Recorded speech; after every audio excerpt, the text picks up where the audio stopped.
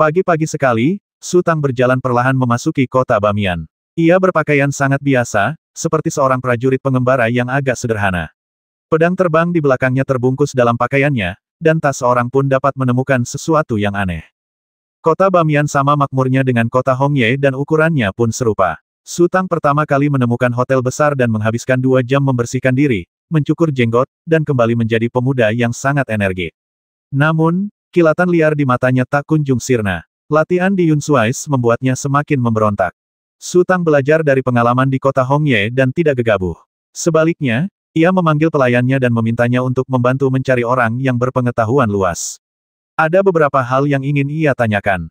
Pertama-tama, ia memberi pelayan itu koin emas dan berkata jika ia puas, akan ada imbalan yang besar. Seperti kata pepatah, uang dapat menggerakkan hati orang, jadi pelayan itu pasti tidak akan mencari orang lain untuk diganggu, dan pasti akan berusaha sebaik mungkin. Siang harinya, setelah makan siang, pelayan membawa seorang prajurit paruh baya ke ruangan. Prajurit paruh baya itu tampak sangat familiar ketika memasuki ruangan dan berkata dengan antusias, "Ini pasti saudara Xiao, kan? Nama keluarga saya Hu, dan nama saya Hu Ge. Saudara-saudara, jika kalian bersedia menunjukkan rasa hormat kepada saya, panggil saja saya saudara Hu, haha. Saya tidak tahu apa yang ingin saudara Xiao ketahui. Kalian telah menemukan orang yang tepat dengan menemukan saya. Saya tidak bisa berkata apa-apa lagi, tetapi ada banyak hal di kota Bamiyan, besar maupun kecil, yang saya, Hu Ge, tidak ketahui." Su Tang memberi isyarat kepada pelayan untuk pergi, menunjuk kursi di seberangnya, dan berkata sambil tersenyum, "Saudara Hu, silakan duduk." Ia memberitahu pelayan bahwa nama belakangnya adalah Xiao. Di tempat yang asing, ia tentu tidak akan sembarangan memberitahu orang lain nama aslinya. Hu Ge duduk dan mengamati Su Tang dari atas ke bawah. "Saudara Hu, apakah Anda ada kegiatan sore ini?" "Tidak apa-apa, tidak apa-apa," jawab Hu Geman. "Kalau begitu, jual saja waktu sore itu kepadaku," kata Su Tang. Hu Ge tercengang. Bukankah mereka bilang mereka membeli informasi? Kenapa mereka membeli waktu? Dan, bagaimana mereka menjual waktu? Ini pertama kalinya aku ke kota Bamiyan dan aku tidak tahu apa-apa. "Saudara Hu, ceritakan saja padaku dulu." Su Tang menghitung 10 koin emas dan meletakkannya di atas meja. "Apa? Maksudnya?" Hu Ge agak malu. "Pasti ada jalan keluarnya, kan? Apapun boleh." Su Tang mengeluarkan segenggam koin emas lagi dan meletakkannya di atas meja. "Jumlahnya sekitar 30. Jika saya merasa saudara Hu telah berusaha dan apa yang dikatakannya memuaskan saya, ini juga milikmu, saudara Hu." Su Tang suka memotong simpul Gordian dan tidak mau membuang energi untuk menilai keaslian berita. Dengan imbalan besar di tangan, ia berpikir Hu Ge akan menceritakan semua yang ia ketahui. "Haha, aku tahu kakak Xiao orangnya jujur. Sejak pertama kali kita bertemu." Hu Ge bersorak, berpikir sejenak, lalu mulai berbicara. Hu Ge adalah orang yang sangat cerdik. Ia memulai dengan membahas keluarga-keluarga kultivasi utama di kota Bamiyan. Begitu menyadari perhatian Su Tang teralih dan kesabarannya mulai tumbuh, ia segera mengalihkan pembicaraan ke keluarga lain. Seiring berjalannya percakapan, Hu Ge menyinggung Taman Chunqiu yang terkenal di kota Bamiyan.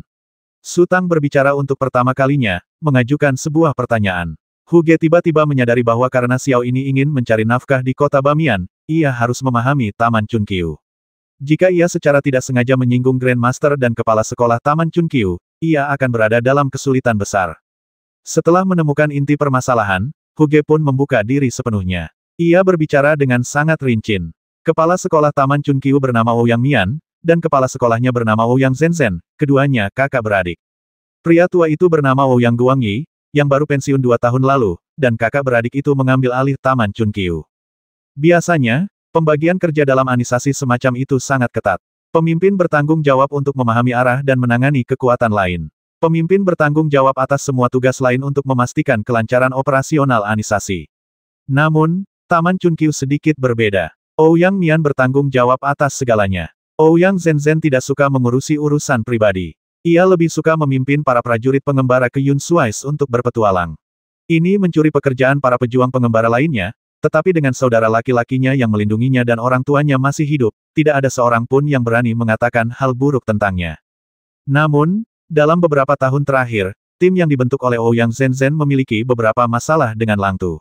Tim yang beranggotakan lebih dari 4 orang disebut tim, kelompok yang beranggotakan lebih dari 10 orang disebut kelompok, dan aliansi hanya dapat dibentuk jika jumlah anggotanya lebih dari 100 orang.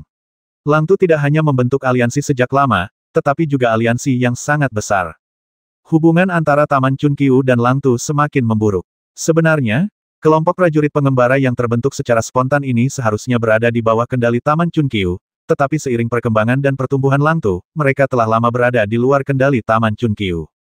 Huge secara khusus memperkenalkan Langtu untuk secara diam-diam memperingatkan Su Tang bahwa di kota Bamiyan, dia tidak mampu menyinggung Taman Chunkyu atau Langtu. Su Tang memiliki sedikit kesan tentang Langtu. Ia ingat saat pertama kali memasuki Yunsuais, ia berkonflik dengan para prajurit Langtu. Ia dan Fang Yis mengejar mereka hingga jauh dan membasmi semua prajurit yang dilepaskan si Xiaoru. Huge juga bercerita tentang beberapa pemuja di Taman Chunkyu dan kepala Langtu, terutama Ouyang Mian. Karena Su Tang bertanya tentang kepribadian, hobi, dan sebagainya, Huge bercerita tentang Ouyang Mian selama hampir 1 jam. Cerita itu berlanjut hingga senja, dan Huge sudah haus. Su Tang mengira ia hampir mengerti apa yang sedang terjadi, jadi ia tersenyum dan mendorong semua koin emas di atas meja kepadanya. Kak Xiao, sekilas kau bisa tahu kalau dia akan melakukan hal-hal hebat, haha. Huge tertawa, matanya berbinar-binar. Kebanyakan orang tidak akan pernah menghabiskan uang sebanyak itu untuk mencari informasi. Lagi pula, ia bisa merasakan bahwa meskipun sikap Su Tang sangat ramah dan sopan, ia memancarkan semacam kesombongan yang merendahkan. Itu juga salahnya karena ia terlalu pintar dan memikirkan beberapa legenda. Setiap kota memiliki beberapa komisi berharga tinggi yang tertunda, entah karena terlalu sulit atau terlalu berbahaya, atau karena meskipun harganya mahal, usaha dan pendapatannya masih belum sepadan, jadi tidak ada yang mau mengambilnya. Ada beberapa orang yang suka bepergian antar kota dan berspesialisasi dalam menerima komisi berharga tinggi. Mereka adalah kaum elit yang sesungguhnya dan orang-orang yang sangat kuat di antara para pejuang pengembara. Beberapa dari mereka bahkan adalah pengikut berbagai sekte besar yang datang untuk menimba pengalaman. Saudara Hu, terima kasih atas pujiannya. Su Tang tersenyum. Melihat Su Tang sudah kehilangan minat untuk melanjutkan pembicaraan dan dia juga sudah sangat lelah berbicara, Huge mengambil koin emas di atas meja dan pergi sambil tersenyum. Setelah makan malam, Su Tang mengemasi barang bawaannya, keluar dari hotel, dan menuju ke taman musim semi dan musim gugur yang disebutkan Huge. Ia melihat gerbang taman musim semi dan musim gugur dari kejauhan, lalu berbelok ke gang kosong. Ketika keluar lagi, ia mengenakan topeng di wajahnya, dan jubah lebarnya berkibar tertiup angin malam. Jika ada yang melihat Su Tang saat ini, mereka akan berhalusinasi. Karena jubah itu, Su Tang seolah menyatu dengan malam. Ouyang Mian berjalan melewati gerbang sudut dengan raut wajah lelah. Ia hendak kembali beristirahat sejenak, tetapi tepat saat ia melangkah ke koridor bunga, sebuah suara aneh tiba-tiba terdengar dari belakangnya. Tuan Ouyang, silakan tinggal. Ouyang Mian tertegun, punggungnya langsung tegak, dan pembuluh darah spiritual di tubuhnya mulai bersirkulasi dengan cepat.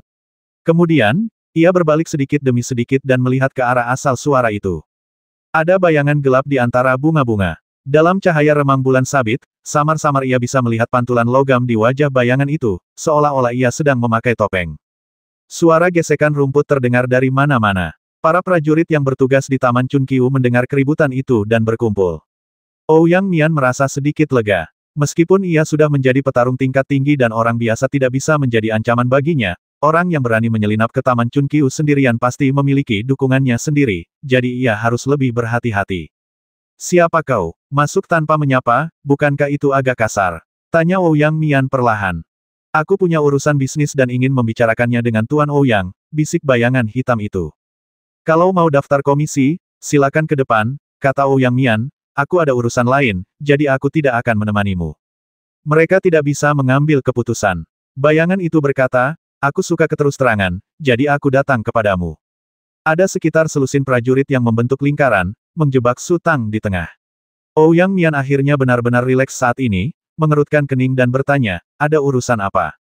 Bayangan hitam itu mengangkat tangannya dan melemparkan seikat barang, yang jatuh dengan keras ke tanah dengan bunyi gedebuk. Ouyang Mian membungkuk untuk mengambil bungkusan itu, merobek pakaian yang melilitnya, dan menemukan beberapa pedang terbang di dalamnya. Ia meraih gagang salah satu pedang dan perlahan menariknya keluar.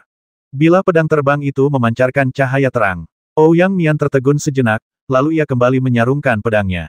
Setelah hening sejenak, ia melambaikan tangannya untuk membubarkan para prajurit ikuti aku. Ouyang Mian memimpin bayangan gelap itu ke sebuah halaman kecil. Ia pertama-tama masuk ke dalam ruangan, menyalakan lilin, lalu mengundang bayangan gelap itu masuk. Ia kembali menutup pintu, menurunkan tirai, dan akhirnya berjalan ke jendela dan menyingkirkan kusen jendela satu persatu. Ia baru duduk setelah seluruh ruangan terisolasi dari dunia luar. Ouyang Mian meletakkan kelima pedang terbang itu di atas meja dan memeriksanya satu persatu. Setelah beberapa saat, ia mengangkat kelopak matanya dan bertanya, apakah kau berencana menjual pedang terbang ini? Bayangan hitam itu mengangguk. Pada saat ini, Ouyang Mian menyadari bahwa bahan jubah yang dikenakan bayangan hitam itu sangat istimewa.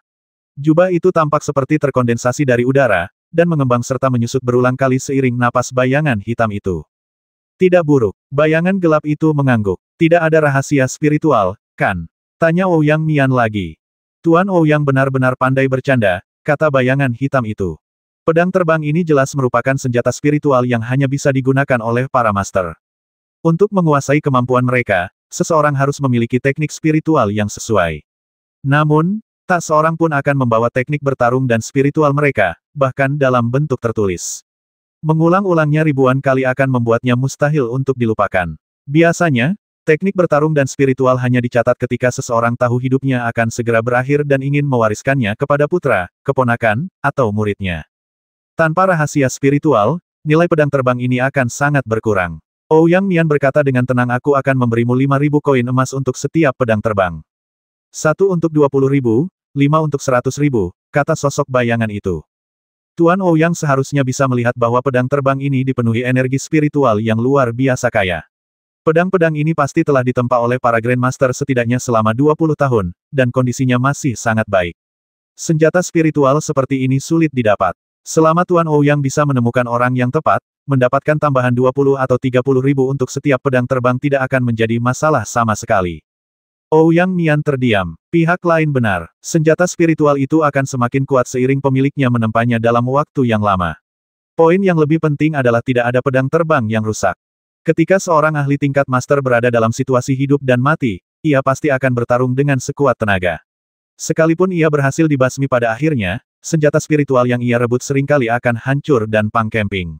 Dalam pertempuran sehebat itu, menghancurkan emas dan membelah batu adalah hal yang biasa. Bahkan pedang Taiso di tangan Su Tang pun pernah diputus urat spiritualnya oleh senjata spiritual yang lebih mengerikan, dan pernah hancur berkeping-keping. Soal apakah pedang-pedang itu memiliki formula spiritual atau tidak, itu tidak terlalu penting. Ouyang Mian hanya menyebutkan formula spiritual untuk menurunkan harganya. Jika pedang terbang ini jatuh ke tangan seorang Grandmaster, mereka secara alami akan mengembangkan formula spiritual baru dalam 1 atau 2 tahun. Tentu saja, kekuatannya mungkin lebih besar atau mungkin lebih kecil daripada pemilik aslinya, tergantung sepenuhnya pada pencapaian sang Grandmaster sendiri. Harganya sudah ditebak dengan akurat. Menemukan pembeli yang tepat, keuntungan 100.000 untuk 5 pedang terbang itu bukan masalah. Sebenarnya, Ouyang Mian tidak menghargai uang itu hanya setara dengan pendapatan beberapa bulan untuk taman musim semi dan musim gugur. Yang lebih penting adalah bantuannya, dan ia sudah memilih pembeli berikutnya. Menjual pedang terbang kepada keluarga besar itu tidak hanya akan menghasilkan harga yang bagus, tetapi juga membuat mereka berterima kasih. Pedang terbang, yang ditempa selama lebih dari 20 tahun, memiliki makna yang sangat penting bagi para Grandmaster, terutama mereka yang baru saja menembus batas dan memasuki alam Grandmaster. Beraninya kau datang menemuiku sendirian. Apa kau tidak takut aku akan mencuri pedang terbang ini, kata Ouyang Mian lembut. Semua orang bilang Tuan Ouyang pintar. Kurasa dia tidak akan melakukan hal sebodoh itu. Bayangan hitam itu menjawab dengan tenang, lagi pula, Tuan Ouyang berpenghasilan jauh lebih banyak daripada aku. Buat apa repot-repot? Kalau aku ngotot menjualnya seharga 40.000 atau 50.000, dan hanya menyisakan sedikit keuntungan bagi Tuan Ouyang, mungkin saja. Penghasilanku lebih besar darimu, tapi aku juga mengambil lebih banyak risiko. Ouyang Mian tersenyum kecut. Grandmaster tidak seperti kubis atau lobak. Kalau mati, ya mati. Kalau membusuk, ya membusuk. Tak ada yang peduli. Keluarga pemilik asli pedang terbang ini, harus dilacak dengan segala cara. Jika penyelidikan mengarah ke Taman Chunqiu, konsekuensinya tak terduga. Tuan Ouyang bercanda lagi, kata sosok bayangan itu. Orang tua itu masih hidup, jadi siapa yang berani datang ke Taman Chunqiu? Lagi pula, akulah yang mencuri pedang terbang itu, jadi kalau mereka mencarinya, mereka seharusnya datang kepadaku. Tuan Ouyang hanya berspekulasi, jadi itu bukan masalah besar. Itu benar, kata Ouyang Mian perlahan, tapi kalau aku memprovokasi mereka, apa menurutmu mereka akan berunding denganku? Kalau memang mereka, beritanya seharusnya sudah tersebar sejak lama. Apakah Tuan Ouyang masih punya kesabaran untuk berbicara denganku? Tanya bayangan gelap itu. Nada bicara Su Tang terdengar santai, tetapi sarafnya tegang, karena ia tidak tahu dari keluarga mana lelaki tua itu berasal. Dilihat dari kekuatan prajurit lainnya, kecil kemungkinan ia berasal dari keluarga besar. Setelah menemukan pohon takdir, para pemimpin puncak keluarga pasti akan keluar dengan kekuatan penuh. Su Tang sedang mengamati ritme napas, detak jantung, dan bahkan setiap fluktuasi di mata Ouyang Mian. Selama ia melihat sesuatu yang salah, ia akan segera mengambil kembali pedang terbang itu dan meninggalkan Taman Chunqiu. Kau pria yang luar biasa. Ouyang Mian tersenyum. Ia menyadari bahwa ia bisa menebak pikirannya dari setiap kata yang diucapkan lawan bicaranya. Pada titik ini, tak ada gunanya bersikap tak masuk akal. Bolehkah aku tahu namamu? Aku tidak ingin berbohong kepada Tuan Ouyang, jadi jangan bertanya, kata bayangan hitam itu. Ouyang Mian menyipitkan mata dan merenung. Keserakahan manusia tak terbatas. Jika seorang prajurit biasa datang untuk berbisnis dengan pedang terbang ini, ia akan membasmi orang dan mencuri harta karun tanpa berpikir panjang. Namun, kekuatan lawan tak terbayangkan, dan jubah itu sungguh aneh. Terlebih lagi, ia mampu membasmi seorang ahli tingkat master dan mengambil senjata spiritual itu tanpa cedera. Baik itu pembasmian atau serangan terbuka, itu membuktikan kekuatan lawan. Orang pintar tidak akan pernah mengambil risiko ketika situasinya tidak jelas. Lagi pula, pihak lain benar. Dia sudah meraup untung besar. Buat apa repot-repot mempertaruhkan nyawanya? Jika Taman Chunqiu mau menyelidiki, kami juga akan menemukanmu, kata Ouyang Mian sambil tersenyum. Ia baru saja mengatakan bahwa prajurit tingkat Grandmaster tidak mudah ditemukan, jadi jika ada yang gugur, beritanya akan tersebar dengan sendirinya. Tuan Ouyang sangat penasaran, kata bayangan itu. Kalau begitu, Tuan Ouyang punya waktu 3 hari. Aku akan meninggalkan kota Bamian dalam 3 hari. Kamu mau pergi kemana? Tanya Ouyang Mian. Ini, Tuan Ouyang pasti memaksaku berbohong. Terserah aku mau bertanya atau tidak, dan terserah kamu mau memberitahu atau tidak, kata Ouyang Mian sambil tersenyum. Sosok gelap itu mengangkat bahu dan tidak menanggapi. Seperti katamu, 100.000. Ouyang Mian membuat keputusan akhir. Kami hanya punya uang kertas emas senilai 100, 200, dan 500 yuan, kata sosok gelap itu. Kenapa kamu tidak mau 3 atau 400? Ouyang Mian sangat terkejut. Dia bisa mengerti jika pihak lain hanya menginginkan pecahan kecil uang emas, tetapi dia merasa sangat aneh karena pihak lain memiliki preferensi khusus pada angka. Aku, terbiasa dengan hal itu, kata bayangan gelap itu. Kebiasaan aneh. Ouyang Mian berjalan ke pintu, memanggil seorang prajurit, dan membisikkan beberapa patah kata. Tuan Ouyang, apakah Anda punya pil nutrisi spiritual? Kamu ingin membelinya? Aku akan meminta seseorang untuk mencarinya, kata Ouyang Mian. Tak lama kemudian, seorang prajurit masuk sambil membawa sebuah kotak kayu. Ouyang Mian membuka kotak itu dan melihatnya. Ia mengerutkan kening dan bertanya, ada berapa totalnya? Jelas ia terlalu malas untuk memeriksa. 107, jawab prajurit itu dengan hormat. Hitung saja 103.000, kata Ouyang Mian. Terima kasih, Tuan Ouyang, jawab bayangan gelap itu. Kau seharusnya petarung tingkat tinggi, kan? Apa gunanya pil spiritual ini? Tanya Ouyang Mian ragu-ragu. Saya punya seorang putri kecil, kata bayangan gelap itu. Oh, Ouyang Mian tiba-tiba tersadar dan memutar matanya. Aku masih punya pil pengumpul 5 bunga, kau mau?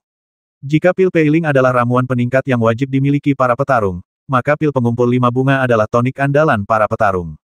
Ya, bayangan gelap itu mengangguk. Ouyang Mian meminta orang-orang untuk mencarinya lagi, dan kali ini mereka menemukan lebih dari 60 pil pengumpul 5 bunga. Menurut harga pasaran, satu pil pengumpul 5 bunga bernilai sekitar 200 koin emas. Ouyang Mian sekali lagi membulatkan desimal dan menambahkan pil Peiling, sehingga totalnya menjadi 15.000 koin emas. Terima kasih banyak, kata bayangan gelap itu. Sama-sama, Ouyang Mian tersenyum dan berkata, kita anggap saja kita teman. Kalau kamu menemukan senjata spiritual seperti ini di masa depan, kamu bisa langsung datang kepadaku. Kembali ke kamarnya di penginapan, si kecil bebas bergerak. Ia tak sabar untuk bertanya, Bu, ibu tidak bisa memurnikan senjata spiritual. Kenapa ibu menjualnya? Su Tang tersenyum dan dengan sabar menjelaskan kepada si kecil. Ia telah mempertimbangkan dengan matang untuk menjual pedang terbang tersebut. Seperti kata pepatah, seseorang tidak bersalah tetapi bersalah karena memiliki harta karun. Membawa beberapa pedang terbang di punggungnya akan merepotkan untuk pergi kemanapun, dan ia harus berhati-hati.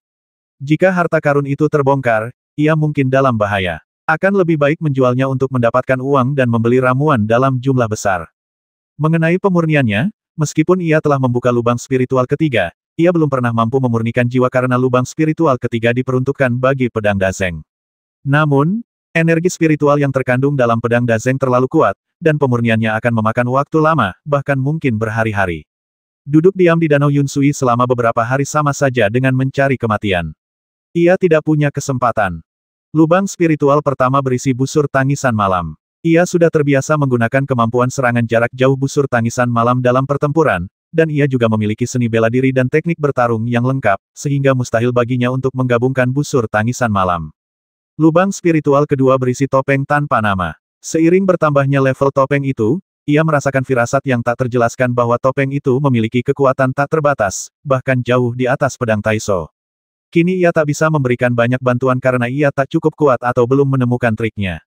Lubang spiritual ketiga harus disediakan untuk pedang Taiso. Jika ia tidak dapat segera membuka lubang spiritual keempat, pedang terbang itu tidak akan berguna baginya.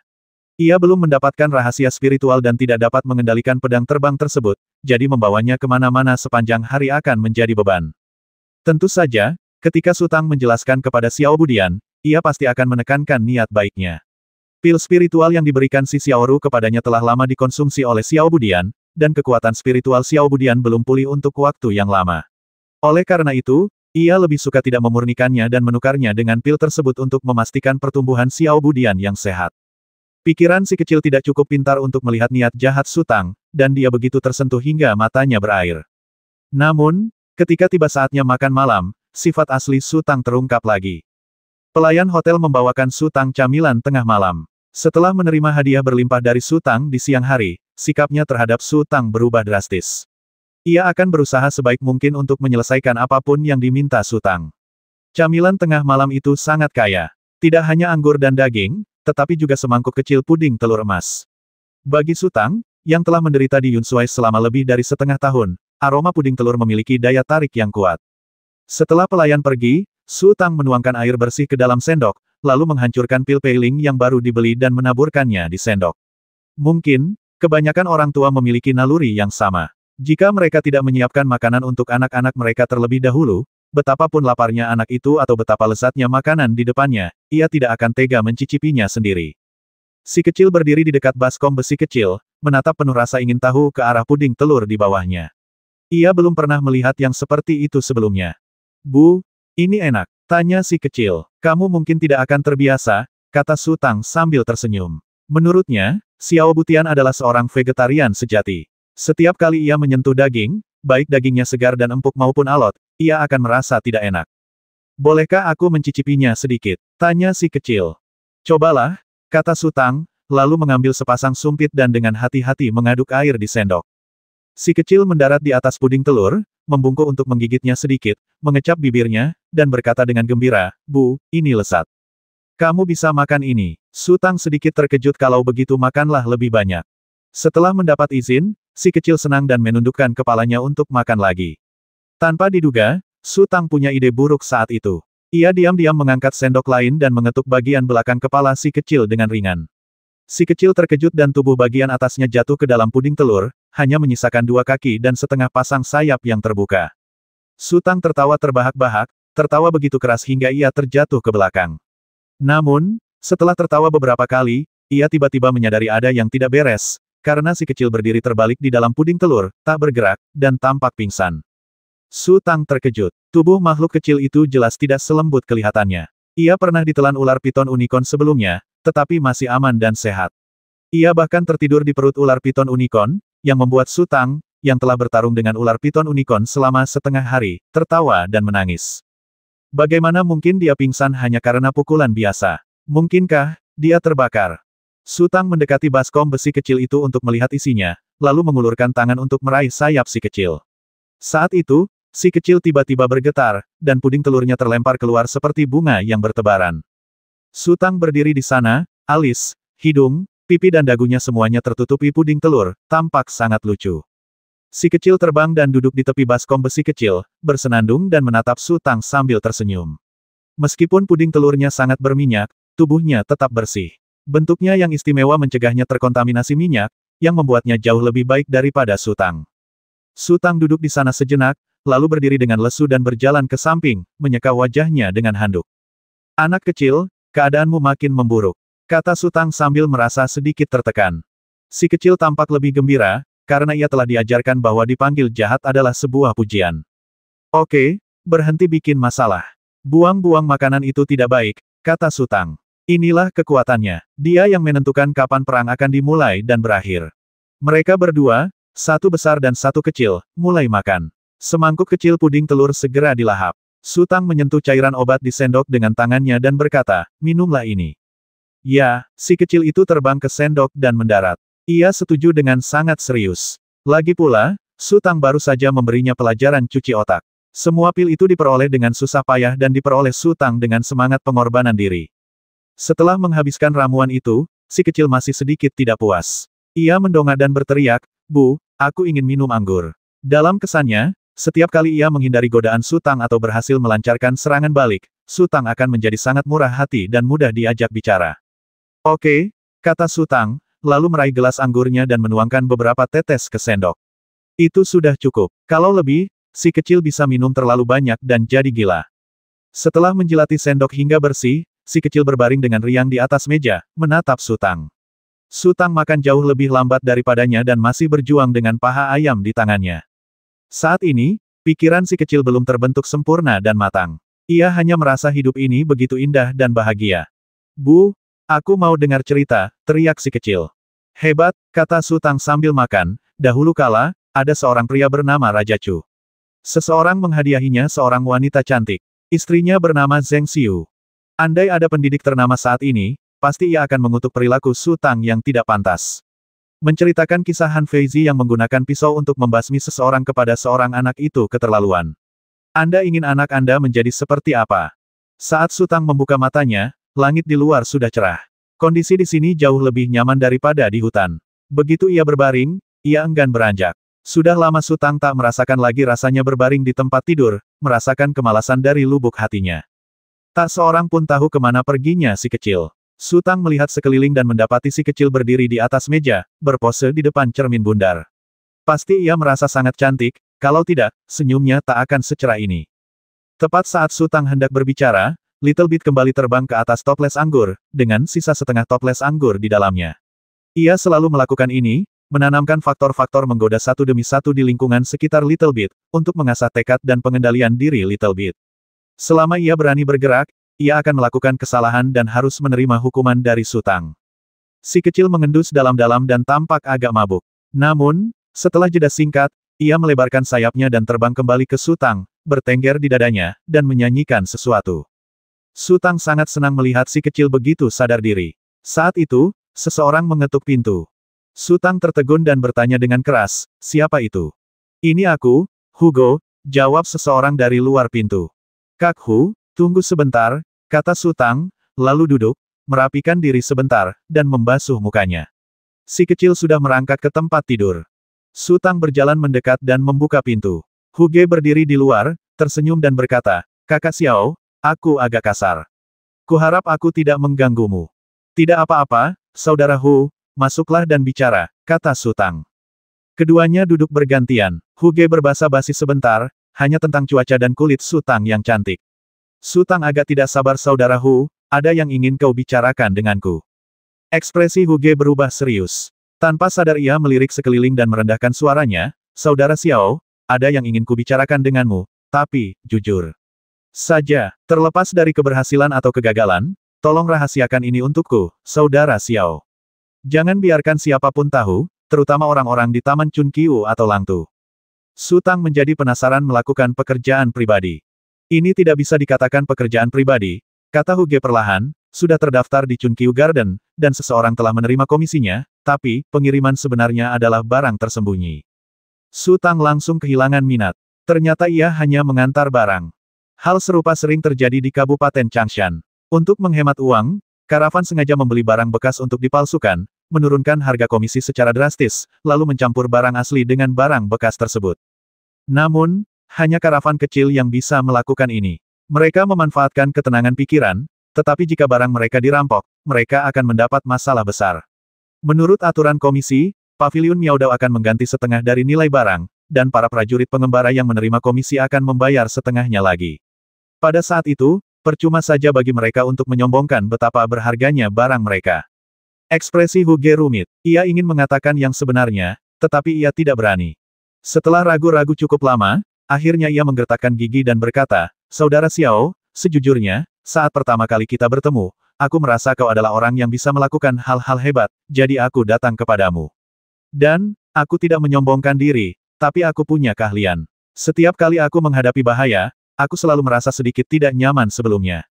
Hehe, keahlian ini telah menyelamatkanku beberapa kali. Oh, Su Tang tersenyum. Kali ini, aku jamin sesuatu yang besar akan terjadi. Kata Huge sambil tersenyum kecut, kalau tidak, untuk apa aku merepotkan kakak Xiao. Tenang saja, harganya bisa dinegosiasikan.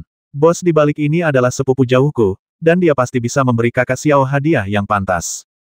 Kalau takut kena masalah, kenapa masih kerja di swasta? Su Tang berkata dengan tenang, aku sudah menjelaskannya pada Chun Qiu Garden.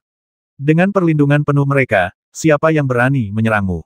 Taman musim semi dan musim gugur. Senyum Huge semakin getir. Kalau kita jelaskan ini kepada orang-orang dari taman musim semi dan musim gugur atau peta serigala, mereka pasti akan mengerahkan seluruh kekuatan mereka. Tapi mereka tidak akan melindungi kita, mereka malah akan merampok kita. Apa? Su Tang tercengang. Alis Huge berkerut erat, dan dia tampak sangat bimbang di dalam. Saudara Hu, saya suka berterus terang. Su Tang berkata, kalau kamu percaya dan ingin meminta bantuan, jangan berbelit-belit. Kalau tidak percaya, lupakan saja. Saya tidak mau pindah akhir-akhir ini. Saya hanya ingin diam saja. Keluarga Hu kita punya akar di kota Beifeng, tapi kita harus tetap rendah hati di kota Bamian. Huge berkata, apa kau kenal keluarga Hu? Keluarga Hu dari Nancy Bei Hu. Su Tang menggelengkan kepalanya. Ia belum pernah mendengarnya. Saudara Hu, karena Anda dari kota Beifeng, mengapa Anda ada di kota Bamian? Saya sepupu jauh, tidak dihargai dalam keluarga. Saya sering dirundung, dan akhirnya, saya terpaksa datang ke kota Bamian untuk mencari nafkah. Huge sedikit malu. Tapi bagaimanapun juga, ini urusan keluarga Hu, dan sepupu saya datang kepada saya. Bagaimana mungkin saya tidak membantu? Lagi pula, saya masih anggota keluarga Hu. Apakah keluarga Hu punya dendam lama terhadap orang-orang dari Taman Chun Qiu dan Langtu? Tidak ada dendam lama, tapi kali ini. Huge berhenti sejenak, lalu menggebrak meja. Lupakan saja, Saudara Xiao, aku akan mengatakan yang sebenarnya. Sepupuku dan anak buahnya merebut sisa-sisa kuil pembasmi dewa di dekat jembatan bintang ganda di kota Bamian. Kuil pembasmi dewa. Su Tang terkejut. Benar, itu kuil pembantai dewa. Huge menarik napas panjang, gadis itu sungguh kuat. Dia sudah terluka parah. Sepupuku membawa lebih dari 20 orang untuk mengepungnya, tetapi dia membasmi dan melukai lebih dari separuh saudara kita sebelum kita menaklukkannya. Saudara Xiao, aku tidak akan menyembunyikan apapun darimu. Selama kau bisa pergi, aku akan memberimu sejumlah ini. Setelah mengatakan itu, Huge mengulurkan jarinya. 10.000. Su Tang sedikit tergoda. Huge tertegun, tergagap, tak yakin harus berkata apa. 10.000. Beberapa komisi mahal yang tertunda di kota Bamian hanya bernilai 6 atau 7.000 koin emas. Beraninya dia langsung meminta 10.000. Tapi bagi Su Tang, 10.000 itu biasa saja. Lagi pula, kekayaan bersihnya lebih dari 90.000. 1000. Su Tang menyadari tebakannya salah dan merasa sedikit lucu. Saudara Hu, lupakan saja, kamu harus mencari orang lain. Saudara Xiao, pikirkan baik-baik, kata Huge, beberapa tetua keluarga Hu sudah berangkat untuk menemui kita. Kita tinggal mengirim mereka ke daerah sekitar Toudaoling. Kita tidak perlu mengirim mereka jauh-jauh ke kota Beifeng. Perjalanan pulang pergi paling lama akan memakan waktu 4 hari. Saudara Xiao, 1000 koin emas sungguh banyak. Su Tang menggelengkan kepalanya. Ia benar-benar tidak tertarik. Ia baru saja membeli lebih dari 60 pil pengumpul 5 bunga. Ia perlu berkultivasi, lalu pergi ke kota Daun Merah untuk mengunjungi kakaknya yang sudah lebih dari 6 bulan tidak ia temui. Ia juga perlu menyempurnakan pedang Taiso. Bagaimana mungkin ia bisa membuang-buang waktu untuk tugas-tugas yang tidak berarti? Jika harganya 10.000, ia mungkin akan pergi. Tapi 1.000, siapapun yang ia inginkan boleh pergi. Ia tidak akan pergi. Saudara Xiao, aku beri 2.000. Saudara Xiao, jangan mempersulitku. 2.000. Aku harus menghabiskan semua uang yang kusimpan selama beberapa tahun terakhir. Huge memohon, kirim saja orang itu ke Toudaoling. Keluarga Huku berutang budi padamu. Jika kau menemui kesulitan di kemudian hari, beritahu aku, dan keluarga Huku pasti tidak akan tinggal diam. Saudara Hu, aku sungguh tidak ingin pindah, dan aku tidak butuh bantuan siapapun. Su Tang berkata, sebaiknya kau cari orang lain. Huge tercengang. Ia mengira tawaran harga tinggi 1.000, ditambah koneksi keluarga Hu, pasti akan meyakinkan Su Tang untuk bertindak. Kini ia menyadari bahwa ia telah melakukan sesuatu yang sangat bodoh. Rahasianya telah terbongkar, dan Su Tang menolak untuk menanggapi. Apa yang harus ia lakukan? Jika Su Tang berbalik dan menghubungi orang-orang dari Taman Chunqiu atau Langtu, mereka akan tamat. Saat memikirkan pikiran terakhir itu, seberkas cahaya terang berkilat di mata Hugo. Su Tang langsung menyadarinya dan mengerutkan kening. Bagaimanapun, Hugo datang kepadanya dan menceritakan rahasia besar itu, Su Tang tetap mempercayainya. Sekalipun kesepakatannya tidak berjalan baik, persahabatan mereka tetap terjalin. Ia tidak ingin berbalik melawan Hugo. Saudara Hu, aku tidak akan meninggalkan ruangan ini selama beberapa hari ke depan.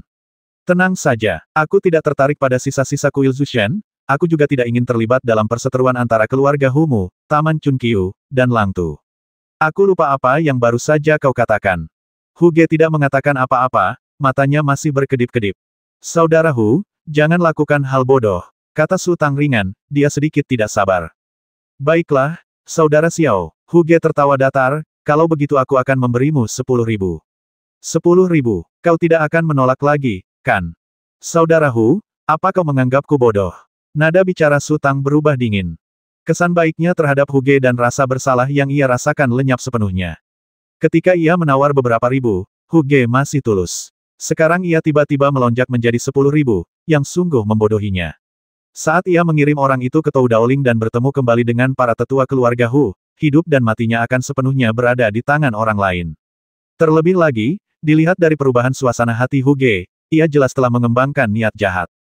Tampaknya alasan utama Hugo terpaksa meninggalkan kota Beifeng dan mencari nafkah di kota Bamian adalah karena ia berambisi besar tetapi kurang berbakat, sehingga ia tidak diterima dengan baik. Ia telah melakukan kesalahan besar dengan gegabah mendekati Su Tang dan membocorkan rahasia keluarga. Kemudian, untuk menebus kesalahannya sebelumnya, ia memiliki niat jahat dan mencoba menipu Su Tang agar bekerja untuknya. Hal ini tidak hanya gagal menebusnya, tetapi juga merusak persahabatan mereka yang menyedihkan. Jika Hugo mencoba berbuat jahat lagi, Su Tang akan membasminya tanpa ragu. Baiklah, Saudara Xiao, aku, Hugo, memang buta. Hugo tertawa getir dan tiba-tiba berdiri. Tapi, kuharap Saudara Xiao bisa menepati janjinya dan tidak membocorkan berita ini. Kalau tidak, keluarga Huku tidak akan pernah membiarkan ini terjadi. Su Tang bahkan lebih jijik dan berkata dengan dingin selamat tinggal, aku tidak akan mengantarmu pergi. Hugo berjalan beberapa langkah ke pintu, menariknya terbuka berat, lalu berjalan keluar. Su Tang menghela napas lega, seolah-olah ia akan mendapat masalah kemanapun ia pergi. Lupakan saja, ayo kita berkemas dan berangkat ke kota Hongye besok. Lagi pula, itu wilayah kekuasaan kakak besar, dan ada orang-orang yang melindunginya, jadi pasti jauh lebih damai daripada di sini. Setelah sarapan, Su Tang mulai berkemas. Karena tidak banyak yang perlu dikemas, ia melipat semua uang emas dengan rapi dan memasukkannya ke dalam paket. Ia juga mengambil pil Peiling dan pil Wuhua Juding, serta beberapa mainan favorit si kecil, seperti cermin bundar. Ia juga membagi setengah toples anggur ke dalam beberapa kantong anggur.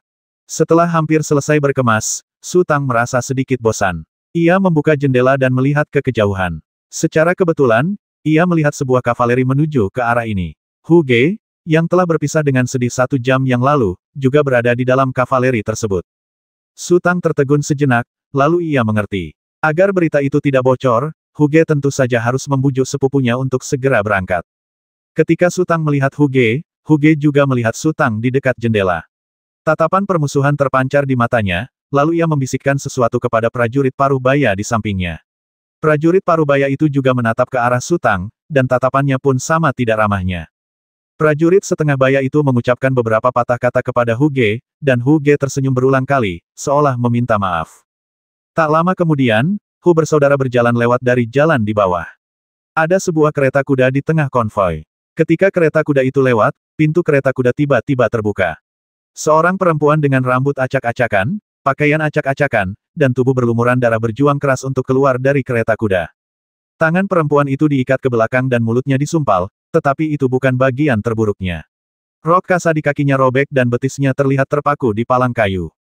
Sebuah tangan besar terulur, tiba-tiba menjambak rambut wanita itu dan menariknya ke belakang. Dalam sekejap mata, Su Tang tiba-tiba melihat wajah yang familiar dan napasnya pun terhenti. Wanita itu tampak menyadari sesuatu dan mengalihkan pandangannya ke sana sambil meronta. Sesaat kemudian, ia tertegun dan langsung menundukkan kepala. Ia berhenti melawan dan membiarkan tangan besar itu menyeretnya kembali ke dalam mobil. Su Tang tak bergerak. Konvoi itu perlahan berlalu di bawahnya hingga menghilang di kejauhan jalan. Sosok Su Tang tetap sama. Sulit bagi orang lain untuk menemukan sesuatu yang salah ketika mereka melihat Su Tang, tetapi si kecil sangat sensitif. Ia duduk di atas bantal, menatap Su Tang dengan tatapan kosong, dan tampak sedikit ketakutan. Apa kau tidak ingin aku mengenalimu? Apa kau tahu kau telah memprovokasi lawan yang sangat menakutkan? Su Tang tiba-tiba tertawa, tapi, aku masih berutang 2 kali padamu. Ternyata Anda adalah sisa-sisa kuil Zushen. Tidak heran Anda tampak begitu akrab saat berbicara tentang Namo Yunling. Su Tang berjalan mundur perlahan, mengulurkan tangan dan menarik tali di dinding, dan bel berbunyi di luar. Tak lama kemudian, petugas hotel membuka pintu dan berkata sambil tersenyum, Tuan Xiao, ada yang bisa saya bantu. Carikan aku peta desa dan kota di dekat kota Bamian. Semakin detail semakin baik. Siapkan juga 2 kuda cepat untukku. Su Tang mengeluarkan 2 lembar uang emas senilai 100 dan meletakkannya di atas meja. Sisanya milikmu. Petugas itu datang dan mengambil uang kertas emas di atas meja. Ia tertegun dan hampir tak percaya dengan apa yang dilihatnya. Apakah ada masalah? Tanya Su Tang. Tidak, tidak. Petugas itu tiba-tiba terbangun dan berteriak, jangan khawatir, Tuan Xiao, saya akan segera ke sana. Su Tang mengangguk. Pria itu berbalik dan pergi. Setelah beberapa langkah, ia teringat sesuatu dan berbalik untuk berkata, Tuan Xiao, di luar. Apa yang terjadi di luar? 2 tamu baru saja check-in ke kamar 3, tapi, aku perhatikan mereka sepertinya menatapmu. Oke, Su Tang mengeluarkan uang kertas emas lain senilai 100 dan meletakkannya di atas meja ini hadiah untukmu. Uang seringkali dapat menyelesaikan banyak masalah dengan mudah.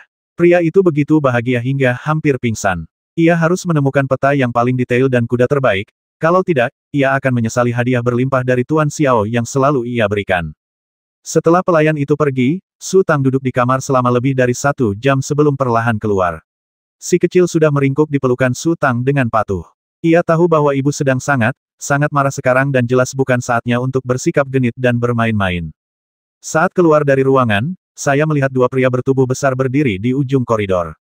Mereka tampak sedang asyik mengobrol, tetapi sesekali mata mereka melirik ke arah sini. Su Tang berjalan perlahan keluar dari hotel dan menyusuri jalan yang panjang. Kedua pria besar itu mengikutinya dari kejauhan. Ekspresi mereka tampak sangat marah, karena Su Tang jelas-jelas telah berjanji kepada Hu Ge bahwa ia tidak akan meninggalkan ruangan. Kini ia mengingkari janjinya, kemungkinan besar ingin menggagalkan rencana besar mereka. Setelah berjalan sekitar 10 menit, Su Tang berbelok ke sebuah gang dan berjalan sampai ke ujung gang. Ia tiba di gerbang halaman dan masuk. Di halaman, tampak seorang kakak beradik sedang mengobrol dan tertawa sambil mendorong kincir batu kecil. Begitu memasuki halaman, Su Tang mengenakan topeng mengerikan di wajahnya, juga jubah besar. Ia jelas bukan orang baik. Sang adik menjerit ketakutan dan perlahan mundur. Sang adik membungkuk untuk mengambil tongkat kayu, dan mengumpulkan keberanian untuk berdiri di depan Su Tang. Kau, apa pekerjaanmu? Ini rumahku, tidak. Su Tang mengeluarkan selembar uang emas dari ujung jari tangan kirinya, menyerahkannya kepada saudaranya, dan berkata dengan dingin, bawa adikmu kembali ke rumah. Apapun yang terjadi di luar, jangan bersuara, atau aku akan membuatmu seperti penggiling batu ini. Begitu kata-kata itu terucap, Su Tang menghunus pedang Taiso. Dengan sekejap pedang itu, penggiling batu itu terbelah menjadi 2 bagian dan jatuh ke tanah dengan bunyi gedebuk yang keras. Su Tang telah mengerahkan seluruh tekadnya untuk mengendalikan diri. Saat ini, ia telah ditekan hingga batas ekstrim. Aura pembasmi yang dingin menyebar dari tubuhnya ke sekelilingnya, dan jubah hitamnya pun perlahan mengembang. Di mata kakak beradik itu, dunia yang mereka kenal seolah diselimuti kegelapan. Meskipun sang kakak ketakutan, ia tetap cerdik. Ia memandangi uang emas di tangannya, menggenggamnya erat-erat, berbalik, menopang adiknya, lalu berjalan masuk ke dalam rumah. Di luar gang, kedua pria itu terbagi menjadi 2 kelompok. Salah satu dari mereka dengan ragu-ragu memasuki gang, sementara yang lain berbalik dan berlari menuju hotel. Ia ingin segera meninggalkan kota Bamian dan mengejar tuan muda. Pria bermarga Xiao itu tidak menepati janjinya, jadi ia harus mengingatkan tuan muda itu untuk tetap waspada.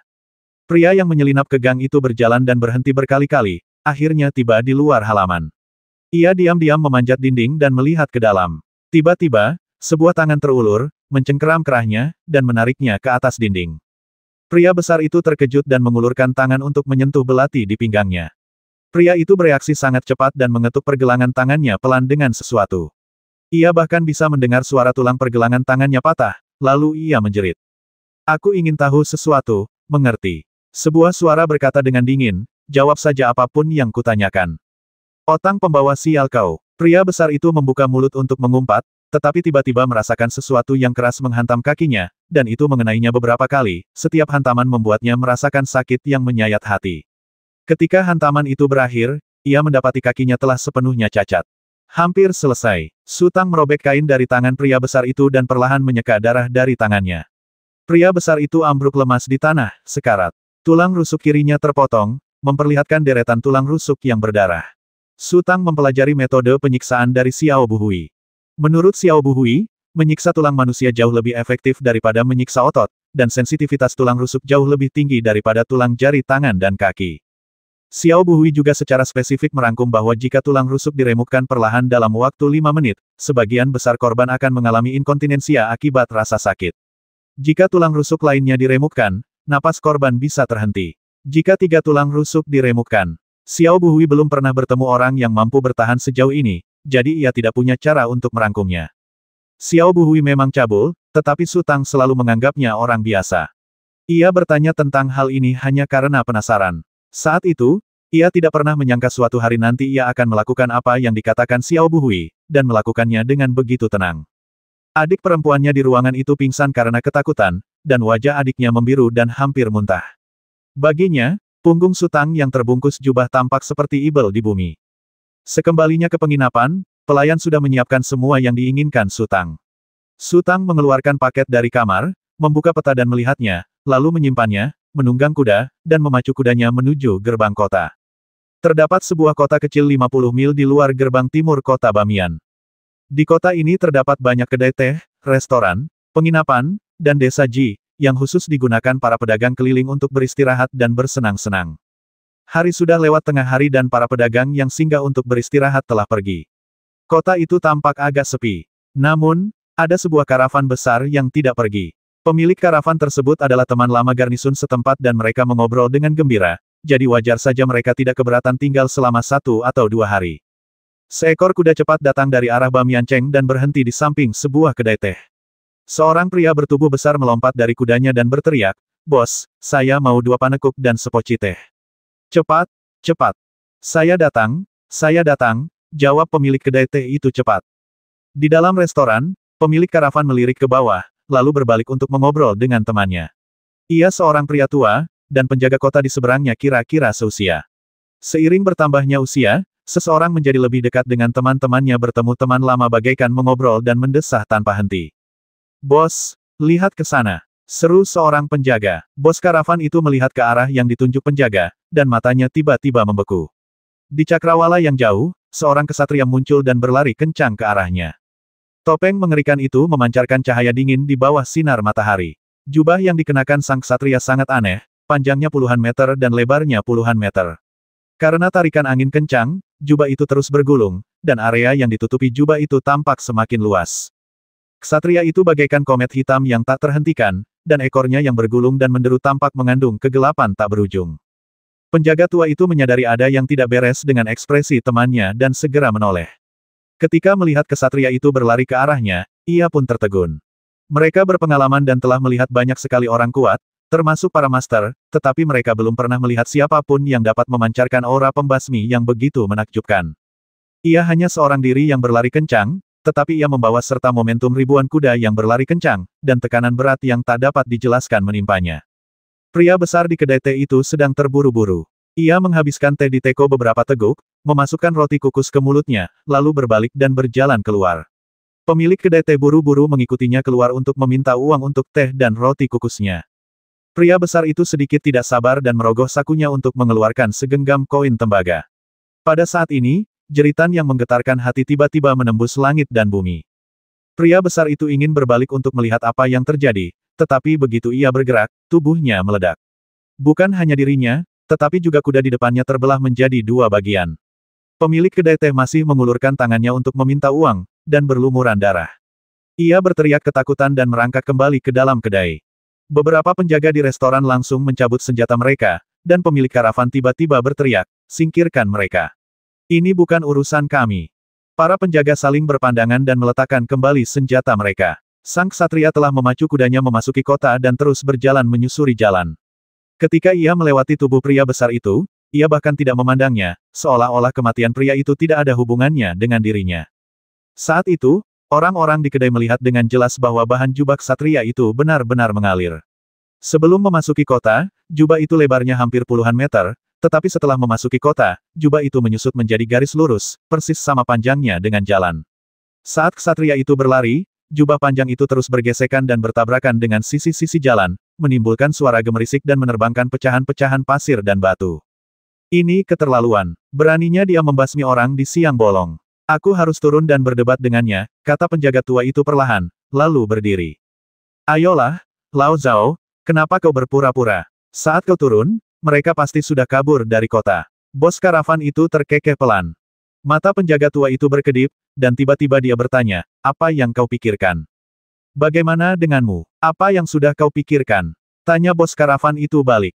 Matahari terbenam di barat. Su Tang menarik kendali di atas bukit, mengeluarkan peta dari ranselnya, dan mengamatinya dengan saksama. Ketika Wen Xiang dalam kesulitan, tidak perlu memikirkan apakah akan menyelamatkannya atau tidak. Kuncinya adalah bagaimana menyelamatkannya dan apa yang harus dilakukan setelah menyelamatkannya. Para pelaku cenderung percaya pada takdir, para pemikir pada takdir.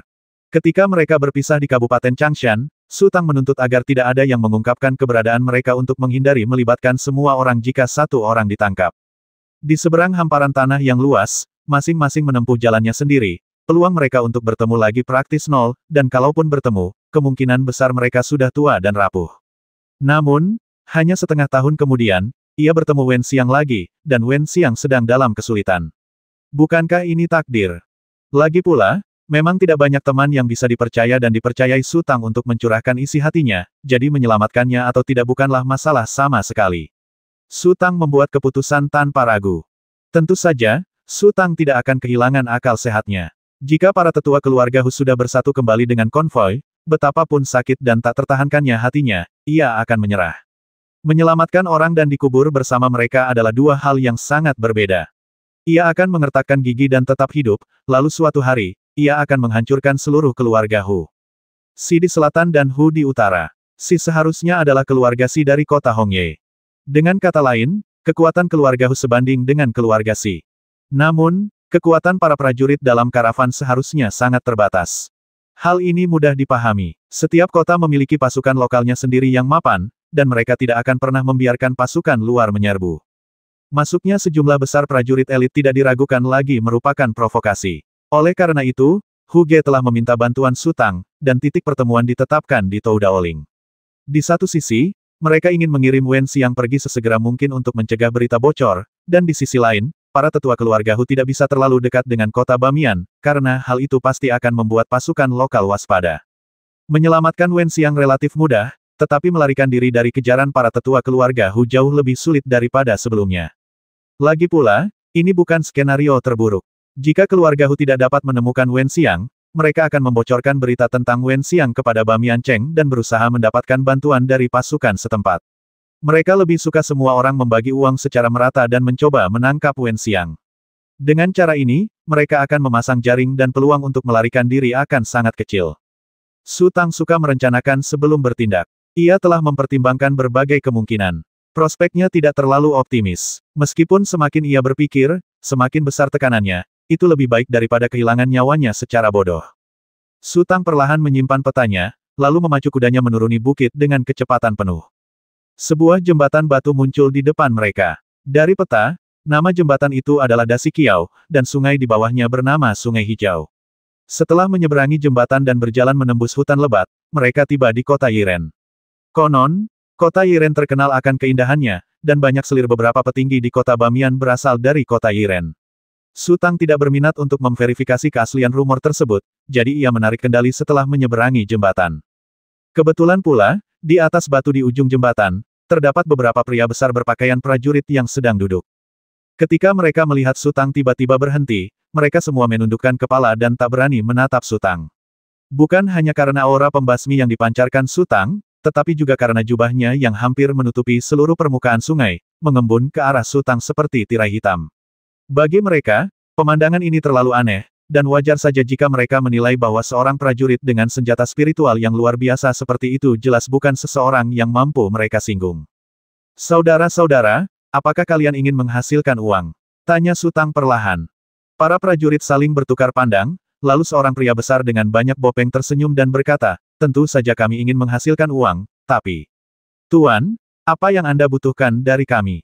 Sebentar lagi, konvoi akan melewati jembatan, kata Su Tang, kau tinggal bersembunyi di hutan, tembakkan beberapa anak panah ke sini, dan berteriak beberapa kali. Beberapa prajurit tampak gugup, mata pria berbintik-bintik itu melotot liar. Apakah mereka merencanakan perampokan? Kau bercanda, siapa yang tahu karavan siapa yang mereka rampok? Tembakkan saja beberapa anak panah secara acak. Su Tang melihat apa yang dipikirkan pihak lain dan menambahkan, kalau begitu, kau boleh pergi. Sebenarnya, tidak terlalu penting ada atau tidaknya bantuan. Su Tang hanya ingin membuat lebih banyak pengaturan dan mengupayakan perlindungan sebanyak mungkin. Hanya menembakkan beberapa anak panah. Pria besar berwajah bopeng itu tergoda. Ia pikir hanya menembakkan beberapa anak panah lalu langsung kabur ke kota tidak akan jadi masalah. Benar, Su Tang mengangguk. Tuan, saya tidak tahu imbalannya. Pria besar dengan bopeng di wajahnya mendongak ke arah Su Tang, lalu segera mengalihkan pandangannya. Su Tang menunjukkan beberapa lembar uang emas dan melemparkannya. Ketika para prajurit melihat nilai nominal uang emas tersebut, suasana langsung memanas. Mereka berteriak dan meminta pria bopeng itu untuk mengambil alih tugas tersebut. Uang bisa membuat hati orang berdebar, dan kehati-hatian tadi pun sirna. Pria berbintik-bintik itu dengan gembira menyimpan uang emasnya dan menepuk dadanya untuk berjanji kepada Su Tang. Sore harinya, konvoi yang mengawal Wen Xiang akhirnya tiba di jembatan dasi. Para prajurit dalam konvoi tampak sangat waspada, terutama Hu Ge. Ia selalu memiliki firasat buruk, dan kepalanya terus berputar-putar seolah-olah ada pegas, melihat sekeliling. Di dalam kereta, duduk seorang prajurit paruh baya berusia sekitar 40 tahun. Penampilannya sangat buruk rupa, sisi kiri wajahnya kering dan keriput, bahkan bola matanya keruh, dan mulutnya terus bergerak-gerak. Sebenarnya, ia terluka dan telah terkontaminasi aura mematikan dari keputusan hidup dan mati selama pertempuran. Seni hidup dan mati sangat kuat. Selama beberapa hari terakhir, ia berusaha mencari cara untuk mengusir energi kematian, tetapi sia-sia. Ia merasa kondisi fisiknya semakin memburuk. Dibandingkan dengan rekan-rekannya, ia beruntung. Mereka yang terkena seni kematian secara langsung telah lama meninggal. Namun, perasaan mendekati kematian sedikit demi sedikit terasa tidak menyenangkan. Karena itu, Wen Xiang menderita siksaan. Konvoi itu berjalan menuju jembatan batu besar. Di dasar sungai hijau, sebuah tirai hitam perlahan melayang menuju jembatan batu. Gelap, dan tirai hitam itu menyatu dengan air sungai yang dalam. Para prajurit yang berjalan di jembatan itu sama sekali tidak menyadarinya. Tiba-tiba beberapa anak panah melesat keluar dari hutan lebat, diikuti oleh ledakan teriakan. Saudara-saudara, maju, basmi, basmi, basmi mereka semua. Para prajurit dalam konvoi langsung bersemangat. Pada saat itu, Su Tang, yang telah lama mengumpulkan kekuatan, tiba-tiba melompat keluar dari sungai, menusukkan pedang Taiso ke pilar jembatan, lalu mengulurkan tangannya untuk menahan permukaan jembatan. Tubuhnya berguling dan melayang, pedang itu kembali berkilat, dan melesat lurus ke arah kereta. Kereta kayu itu sama sekali tak mampu menahan gempuran pedang Taiso, dan hancur berkeping-keping seperti selembar kertas. Su Tang melihat seorang prajurit parubaya yang sangat buruk rupa duduk di dalamnya. Pihak lawan bereaksi cepat, mengangkat pedang lengkung bergerigi di tangannya. Pedang itu berkilat, dan Su Tang mendengar pihak lawan meraung beraninya kau. Su Tang mengayunkan pedangnya ke belakang untuk menghadapi pedang bergerigi lawan, boom. Di tengah suara keras logam yang beradu, sosok Su Tang bergetar dan ia hampir terlempar keluar dari kereta. Prajurit parubaya itu menderita kerugian besar. Sebuah lubang besar muncul di dinding kereta di belakangnya, dan ia terjatuh. Ia tidak ingin pergi, tetapi ia tidak mampu menahan pantulan kekuatan besar itu dan harus pergi. Su Tang memasukkan pedang Taiso ke lantai, mengangkat tubuh Wen Xiang dengan satu tangan, mengambil palang yang dipaku di kaki Wen Xiang dengan tangan lainnya, dan melemparkan Wen Xiang jauh dengan lemparan yang kuat. Plop, Wen Xiang jatuh ke sungai lebih dari 50 meter jauhnya. Guncangan hebat dan rasa sakit dari kakinya yang terkilir membuat mata Wen Xiang berputar ke belakang dan ia hampir pingsan di tempat. Tubuhnya bergoyang mengikuti arus sungai dan hanyut. Kakak kedua, aku akan mengejar gadis kecil itu. Teriak Hu Ge, lalu melompat dari kuda dan menerjang sungai. Hugo selalu merasa dirinya sangat cerdas. Seseorang menyerang konvoi dan akhirnya sesuatu terjadi. Secara relatif, seharusnya aman untuk mengejar Wen Xiang.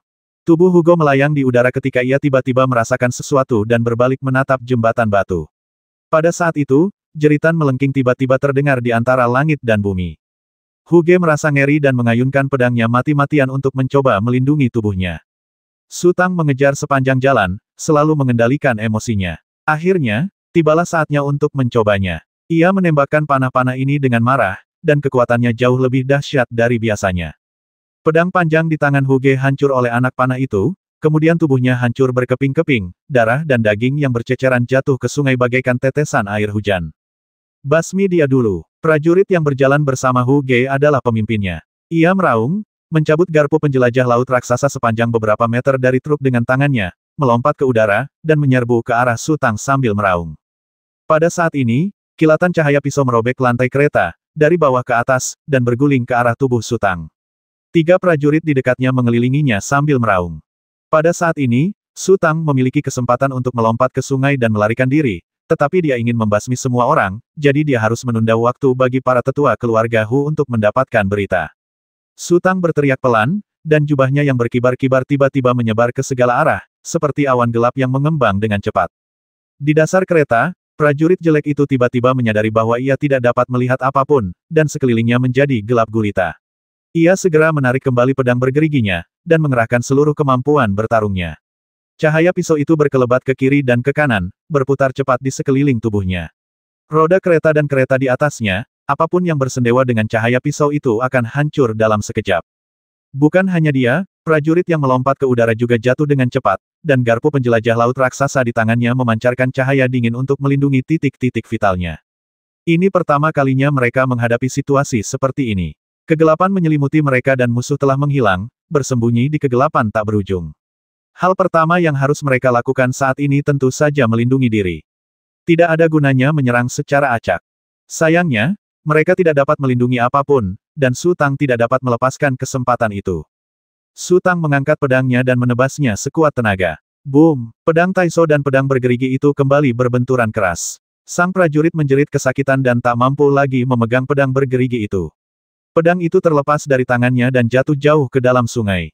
Jika ingin bertarung secara seimbang dalam tabrakan langsung seperti ini, pertama-tama, Anda harus siap secara fisik dan mental.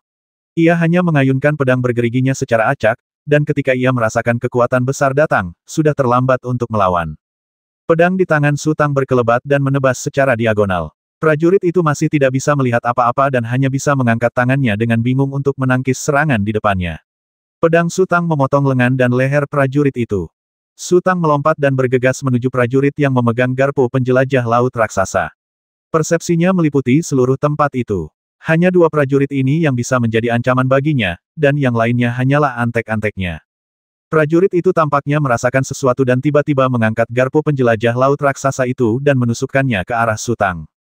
Garpu penjelajah laut itu menusuk dengan cepat dan ganas, dan kekuatan spiritual yang dilepaskannya benar-benar mengembun menjadi aliran kekuatan yang nyata seperti substansi dan menyerbu ke arah wajahnya. Tubuh Su Tang tiba-tiba jatuh dan terpental ke depan di sepanjang jembatan. Sesaat kemudian, ia telah melewati betis prajurit itu. Dengan jentikan pedang yang ringan, ia telah memotong betis prajurit itu. Segera setelah itu, sosok Su Tang melompat seperti ikan yang berenang, tetapi lawannya tidak menyadari bahwa Su Tang sudah berada di belakangnya. Saat ia jatuh dengan sedih, garpu laut raksasa itu masih menari-nari dengan liar. Su Tang menghunus pedangnya, dan pedang Taiso menembus bagian belakang kepala prajurit itu hingga keluar dari dahinya. Gerakan prajurit itu tiba-tiba terhenti, dan garpu raksasa penjelajah laut itu jatuh dengan keras ke tanah. Di balik topeng mengerikan itu, rambut Su Tang basah oleh keringat dan wajahnya memucat. Awan gelap yang mengelilinginya mulai berkumpul. Dalam sekejap, jubah lebar itu berubah menjadi jubah sempit. Ketika Su Tang menarik Wen Xiang keluar dari sungai, ia sudah sekarat. Meskipun Su Tang berlari sekencang mungkin, Wen Xiang terluka parah dan tangannya terikat di belakang, sehingga ia tidak bisa bernapas. Su Tang mula-mula memotong tali di pergelangan tangan Wen Xiang, kemudian mengeluarkan benda yang dijejalkan ke mulutnya, kemudian pandangannya tertuju pada kaki Wen Xiang. Betis Wen Xiang dipaku kepalang dengan 2 paku baja setebal jari kelingking. Pergelangan kaki dan sakrumnya sedikit cacat, dan tulang-tulangnya jelas patah. Su Tang menarik napas panjang, memegang paku baja dengan 3 jari, dan mengerahkan seluruh tenaganya untuk mencabutnya sedikit demi sedikit. Wen Xiang merasakan sakit yang luar biasa dan perlahan membuka matanya. Ia melihat Su Tang yang terbalut jubah. Ia memutar tubuhnya dan bertanya dengan suara lemah, "Apakah kau Su Tang. Ia tidak mengenal siapapun di kota Bamiyan. Ia baru bertemu Su Tang tadi pagi. Satu-satunya orang yang bersedia mempertaruhkan nyawanya untuk menyelamatkannya hanyalah Su Tang. Namun, aura yang terpancar dari Su Tang membuatnya agak ragu untuk mempercayainya. Su Tang menyingkirkan topengnya, dan sosoknya perlahan-lahan menjadi lebih jelas. Wen Xiang tersenyum, lalu menatap Su Tang dengan tenang. Su Tang juga menatapnya dengan tenang. Setelah beberapa saat, Su Tang berbisik, bisakah kau bertahan? Tunggu sebentar, aku akan mencabut paku yang satunya. Merasa tertekan. Senang sekali rasanya melihat seseorang merasa tertekan. Wen Xiang tersenyum dan memejamkan mata. Ayo kita lakukan. Su Tang meraih paku lain dengan ujung jarinya dan perlahan mencabutnya, lalu melemparnya ke samping. Lalu, seolah melampiaskan sesuatu, ia menendang palang itu menjauh. Palang itu berputar dan terlempar lebih dari 30 meter, lalu jatuh ke sungai dengan suara cipratan. Su Tang, ada beberapa hal yang ingin kukatakan. Dengarkan baik-baik, ya, kata Wen Xiang lembut. Silakan, Su Tang tersenyum. Aku tahu niatmu, dan aku akan menyimpannya di dalam hatiku. Namun, sebaiknya kau pergi. Para tetua keluarga Hu akan segera datang. Kau punya kesempatan untuk melarikan diri sendirian, tapi jika kau membawaku bersamamu, kita semua akan mati. Ekspresi Wen Xiang sangat serius. Sudah selesai, tanya Su Tang. Wen Xiang berhenti sejenak dan tersenyum kecut. Ia bukan orang yang sok, ia hanya ingin menjelaskan bahaya masalah ini kepada Su Tang. Su Tang membuka bungkusan itu, menemukan satu set pakaian di dalamnya, merobek selembar kain, dan bersiap untuk membalut luka Wen Xiang. Sebaiknya aku mencarikan dokter untukmu dulu, kalau tidak, kakimu mungkin tidak akan bisa berfungsi sama sekali. Luka di betis Wen Xiang tampak mengerikan. Meskipun kukunya telah dicabut, masih ada 2 lubang berdarah. Saya sendiri adalah dokter terbaik, kata Wen Xiang lembut, selama saya bisa menemukan tempat yang tenang untuk memulihkan diri, saya punya cara untuk menyembuhkan diri. Kalau begitu aku lega, kata Su Tang. Ia mengamati aromanya dari atas ke bawah, lalu mengalihkan pembicaraan. Aku tidak menyangka kau akan semalu ini. Apa itu? Kamu bahkan lebih malu daripada aku saat itu, kata Wen Xiang. Kupikir kau bisa menjelaskan sedikit tentang dirimu. Apa yang harus dijelaskan? Wen Xiang tertegun. Kudengar dari mereka kau terluka parah saat tiba di jembatan Suangsing. Apa yang terjadi? Tanya Su Tang. Saya sedang menyendiri dan tiba-tiba diserang, jadi, beginilah. Jawaban Wen Xiang samar-samar, tetapi tatapan tajam terpancar di matanya. Mundur, Su Tang tergerak. Dengan kekuatan Wen Xiang, mundur hanya berarti satu hal. Ia mulai menerobos kemacetan dan mencari terobosan kalian, benar-benar yang satu lebih baik daripada yang lain. Su Tang tidak tahu bagaimana menggambarkan suasana hatinya. Belum lagi guru besar itu, si Xiaoru, mampu membasmi orang kuat setingkat master. Kekuatannya sendiri seharusnya hanya selangkah lagi dari terobosan. Wen Xiang juga mulai mundur. Orang-orang yang dikenalnya tampak lebih mesum daripada yang lain, membuatnya merasa tidak mungkin mengejarnya. Bagaimana? Apakah kota Hongye tahu? Aku bertemu seorang gadis di kota Hongye, haha. Aku melihatnya membasmi seorang prajurit tingkat master dengan mata kepalaku sendiri. Kalian semua sangat kuat, itu benar-benar membuatku malu. Saya mulai berlatih sejak usia 5 tahun, dan saya sudah berlatih selama 15 tahun sekarang, kata Wen Xiang sambil tersenyum tipis. Sudah berapa lama kamu berlatih? Siapa yang mempermalukan siapa? Kalau kau bilang begitu, aku akan merasa jauh lebih baik. Su Tang tersenyum. Sambil berbicara, ia sudah membalut luka di kaki Wen Xiang. Kemudian, ia merobek semua pakaiannya menjadi lebih dari selusin helai kain, menyatukannya, lalu mengeluarkan peta dari bungkusnya dan melemparkannya ke tanah. Wen Xiang tidak berkata apa-apa, hanya memperhatikan Su Tang yang sibuk di sana. Ia ingin membantu, tetapi mengingat kondisinya saat ini, ia tidak berdaya. Su Tang mula-mula mengangkat Wen Xiang, lalu membungkuk dan meletakkan Wen Xiang di punggungnya, mengangkat bokong Wen Xiang ke atas dan ke bawah, mencari posisi yang nyaman, mengambil kain-kain, dan mengikat tubuh Wen Xiang erat-erat ke tubuhnya sendiri. Su Tang berdiri tegak, menggoyangkannya, dan merasakan tidak ada sensasi terjatuh, jadi dia hampir sampai. Kemudian, Su Tang mengambil peta itu, membentangkannya di batang pohon, dan menunjuk dengan jarinya. Cium aromanya, disinilah kita. Ini kota Yiren, ini jembatan batu besar, dan ini Bukit Toudao. Jembatan batu besar itu berjarak lebih dari 90 mil dari Bukit Toudao. Para tetua keluarga Hu akan tiba di Bukit Toudao besok malam, yang berarti kita akan aman selama 1,5 hari. Wen Xiang, yang berbaring telentang di Su Tang, mengangguk dan berkata yang menunjukkan bahwa dia mengerti. Aku berencana menyusuri Sungai Hijau dulu, lalu ke Gunung Naga ini, lalu membuat lingkaran besar di sini dan kembali. Jari Su Tang menelusuri peta. Wen Xiang bukan tipe wanita bodoh. Ia berharap Wen Xiang bisa membantunya dengan beberapa saran menurutmu, tidak apa-apa kembali ke kota Yiren. Mengapa kita ingin pergi ke kota Yiren? Tanya Wen Xiang. Kau tahu pepatah yang mengatakan tempat tergelap ada di bawah lampu, kan? Su Tang menjelaskan. Setelah tahu kau kabur, keluarga Hu pasti akan mencari kemana-mana, dan mereka bahkan mungkin akan berkompromi dengan penduduk kota Bamiyan. Kita tidak aman kemanapun kita pergi, dan kau terluka, jadi kita tidak bisa membiarkan mereka menemukanmu. Jika kita bisa bersembunyi di kota Yiren, kita akan menjadi yang paling aman. Kenapa kita tidak pergi ke utara, ke kota Beifeng, di sanalah kegelapan yang sesungguhnya berada, kata Wen Xiang. Masuk akal, Su Tang tertegun, lalu mengangguk sambil tersenyum. Sepertinya musibah ini tidak menyebabkan trauma psikologis apapun bagi Wen Xiang.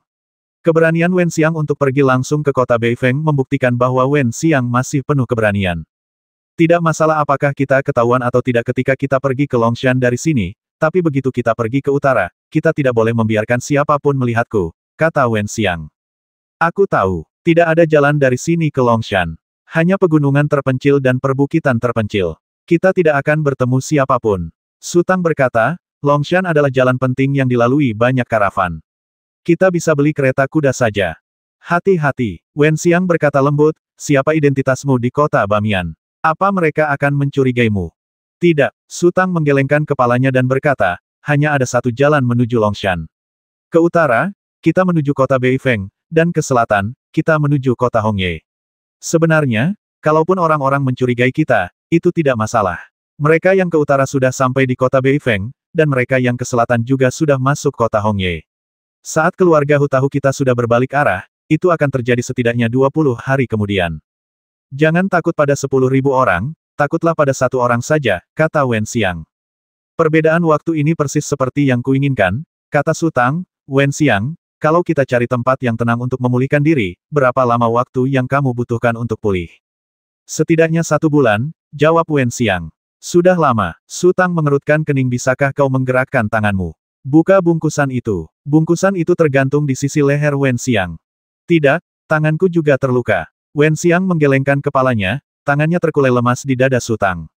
Aku akan melakukannya sendiri. Su Tang berbalik untuk mengambil bungkusan itu, tetapi wajah Wen Xiang menempel di bahunya, dan bibirnya tak sengaja menyentuh dahi Wen Xiang.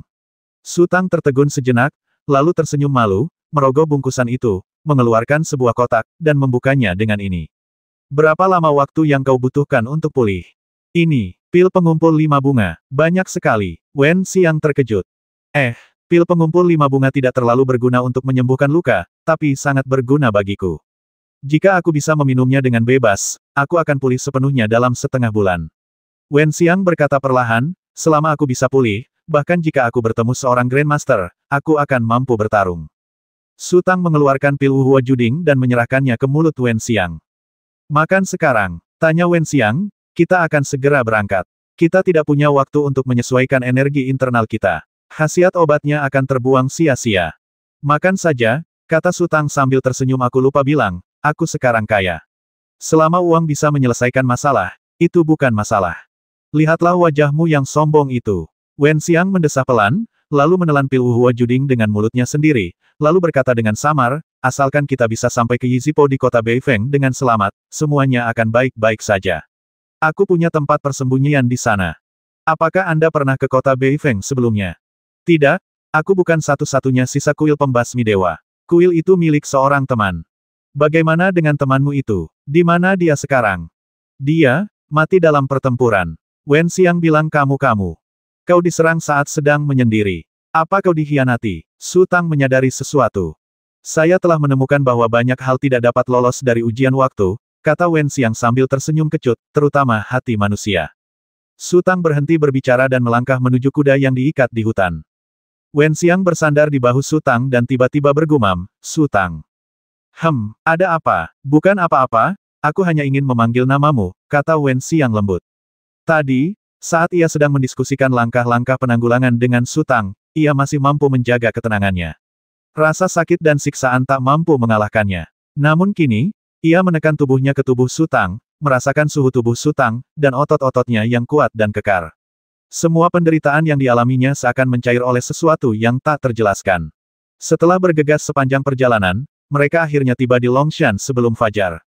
Kebetulan ada sebuah karavan yang bermalam di kaki Longshan. Dilihat dari arah mereka, mereka sedang menuju kota Hongye. Su Tang melepaskan Wen Xiang, menyembunyikannya di rerumputan, dan pergi sendiri menemui bos karavan untuk membahas apakah ia bisa membeli kereta kuda. Tentu saja, tidak ada masalah yang bisa diselesaikan dengan uang. Para anggota karavan bekerja tanpa lelah dan bepergian sepanjang tahun hanya untuk menghasilkan uang. Sang bos langsung setuju dan kemudian memerintahkan bawahannya untuk mengosongkan sebuah kereta kuda. Su Tang membeli beberapa makanan lagi dari karavan. Jika karavan menuju kota Beifeng, ia akan relatif berhati-hati dan mendiskusikan harganya dengan saksama agar tidak menimbulkan kecurigaan. Ia bisa tenang jika mereka pergi ke kota Hongye, yang merupakan kota terjauh dalam garis lurus. Keluarga Hu akan membutuhkan setidaknya 1 bulan untuk mendapatkan kabar dari kota Hongye. Setelah menunggu lebih dari 1 jam hingga karavan berangkat, Su Tang melihat sekeliling dan tidak melihat siapapun, jadi ia mengemudikan kereta untuk mencari Wen Xiang. Ia mengikat 2 ekor kuda di depan kereta, menjadikannya kereta 4 ekor kuda, agar kecepatannya bisa sedikit lebih cepat. Ia naik kereta dan tertidur sambil mencium aromanya. Alasan mengapa ia begitu energi tadi malam adalah karena ia tiba-tiba diselamatkan dan suasana hatinya menjadi sangat ceria. Faktanya, luka-lukanya sangat serius. Ia diserang mendadak saat mundur dan menderita luka dalam. Setelah pertarungan, ia nyaris lolos. Akibatnya, ia dikepung lagi di jembatan Suangsing. Setelah ditangkap, ia disiksa. Ia berada di ambang kehancuran. Saya tidak tahan lagi dengan baunya di tengah perjalanan dan menjadi sangat tertekan. Su Tang menepuk pelan pipi Wen Xiang untuk membangunkannya, lalu meletakkan panekuk di samping mulutnya.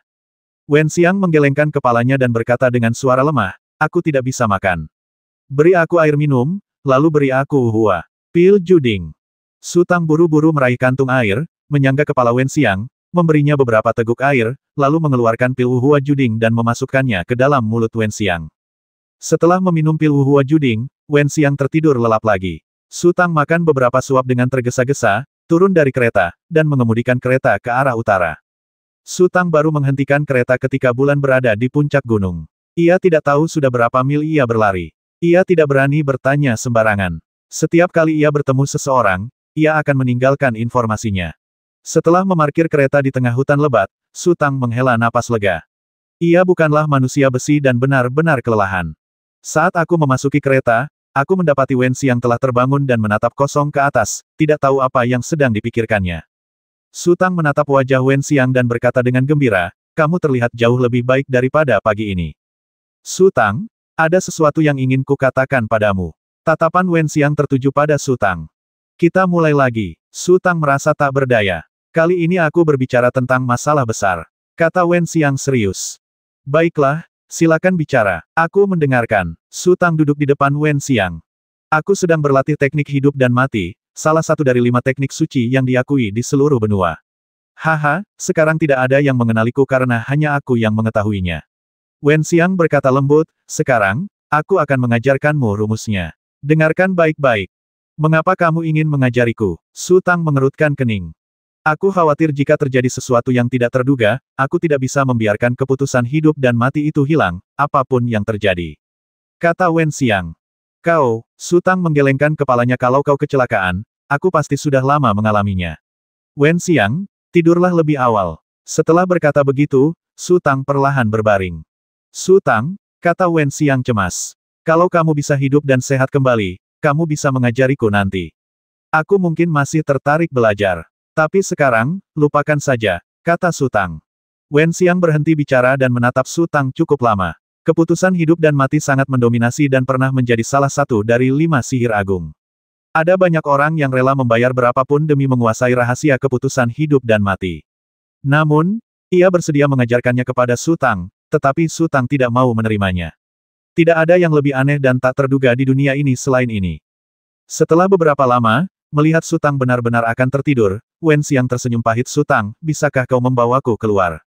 "Pergi keluar." Su Tang membuka matanya. "Untuk apa?" "Kau, bawa saja aku ke sana," kata Wen Xiang. Su Tang duduk, mengangkat Wen Xiang, membuka pintu mobil dengan jari kakinya, dan melompat keluar. "Apakah kamu melihat batu itu?" kata Wen Xiang. "Ya, letakkan aku di atas batu itu." Su Tang meletakkan Wen Xiang di atas batu sambil berkata. Wen Xiang berkata, "Baiklah, kau kembali dulu. Aku akan duduk di sini sebentar. Apa sebenarnya yang akan kau lakukan?" Su Tang tampak ragu-ragu. Aku, hanya melihat-lihat pemandangan, kata Wen Xiang dengan enggan, kamu kembali saja. Pemandangan seperti apa yang sedang kau lihat? Su Tang tak percaya. Ia mengamati raut wajah Wen Xiang yang sedikit malu, dan tiba-tiba adegan si Xiaoru yang mendesaknya untuk tidur terlintas di benaknya kau mau. Su Tang tak tahu harus berkata apa, dan terdiam sejenak kencing. Wajah Wen Xiang tiba-tiba berubah menjadi merah darah, dan dia melotot tajam ke arah Su Tang. Kembalilah jika aku menyuruhmu. Kamu tidak bisa menggerakkan tangan dan kakimu, apa yang akan kamu lakukan? Kata Su Tang. Aku, Wen Xiang praktis menjadi gila. Sejak ditangkap, ia selalu menolak makan dan minum, hanya menginginkan kematian. Ia tidak menunjukkan tanda-tanda kekerasan, tetapi hari ini, setelah Su Tang memberinya air beberapa kali, reaksinya muncul. Terlepas dari status atau kekuatannya, ia masih perawan. Bagaimana mungkin ia membicarakan hal seperti itu dengan Su Tang? Aku tidak ingin kau kembali ke mobil dengan bau pesing. Bagaimana aku bisa tidur? Lagi pula, kalaupun aku bisa menahannya, si kecil akan kehilangan kendali. Kalau dia kehilangan kendali, dewa yang tahu masalah apa yang akan ditimbulkannya, kata Su Tang. Si kecil itu memang lincah dan suka kebersihan. Dia sudah lama tidak bisa bergerak dan sudah berkali-kali mengeluh dalam hatinya. Dia hanya butuh alasan untuk marah. Apa itu benda kecil? Tanya Wen Xiang bingung. Su Tang berjongkok di depan Wen Xiang dan berkata dengan nada serius, Wen Xiang, tatap mataku.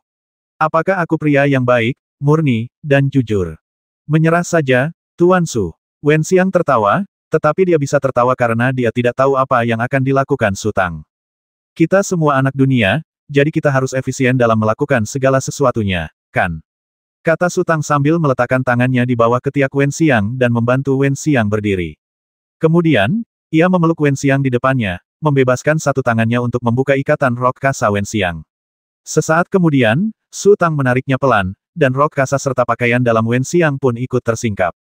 Tiba-tiba, dia merasakan tubuh bagian bawahnya terkena angin malam yang dingin, dan dia berteriak berulang kali, kamu, apa yang kamu lakukan? Su Tang tidak menjawab. Ia membalikkan tubuh Wen Xiang, memegangi kakinya, mengangkatnya perlahan, lalu memeluknya di dada dengan tangan terentang. Wen Xiang terpaksa membuka tubuhnya lebar-lebar. Apa yang kau lakukan? Apa yang kau lakukan? Wen Xiang benar-benar marah, memutar tubuhnya dengan putus asa dalam pelukan Su Tang. Cepat turunkan aku. Aku ingin membasmimu. Aku harus membasmimu. Kalau kau mau membasmiku, kau harus menunggu sampai lukamu sembuh. Su Tang agak tak berdaya, Wen-ku yang hebat, kali ini kau bisa melakukannya, tapi bagaimana lain kali? Apa kau benar-benar mau berlumuran kotoran dan air seni? Pasti ada seseorang yang melayanimu. Kalimat persembahan agungku membuat Wen Xiang langsung memikirkan banyak hal, dan tubuhnya perlahan melunak. Pagi-pagi sekali, Su Tang perlahan membuka matanya dan tiba-tiba menyadari bahwa ia dan Wen Xiang telah bersandar satu sama lain tanpa sepengetahuannya. Wen Xiang tampak tidur sangat nyenyak, dan napasnya terdengar agak berat. Penyelamatan Su Tang yang berisiko membuat keduanya semakin dekat secara psikologis, dan setelah kecanggungan tadi malam, jarak fisik di antara mereka pun semakin dekat.